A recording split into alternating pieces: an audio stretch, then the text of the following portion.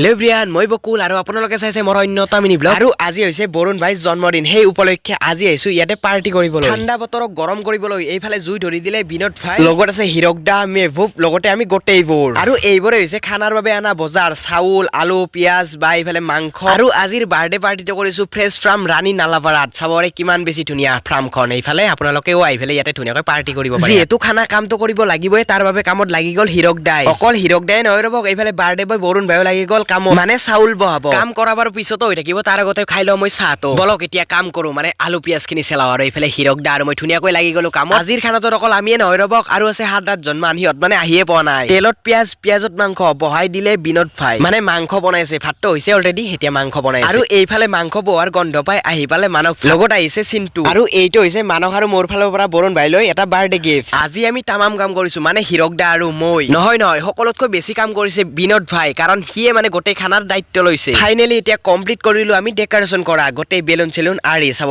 কিমান বেছি ধুনীয়া লাগিছে। আৰু এইফালে এতিয়া সাজু বৰুণ ভাই কেক কাটিব, এইফালে পুৰা কেক কাটি দিলে আৰু এজন এজনকৈ খুৱাই দিলে। আৰু আজিৰ এই ভিডিঅ'টোৰ দ্বাৰা এটাই কামনা কৰিলো, যাতে বৰুণৰ আহিবলগীয়া দিনবোৰ ভাল হয়, শুভ হয় আৰু তাৰ সপোনবোৰ পূৰণ হয়। শেষত আমি খানা খাই এই ভিডিঅ'টোৰ পৰা বিদায় মাগিছো। নেক্সট ভিডিঅ'ত পুনৰ লগ পাম, তো বাই বাই।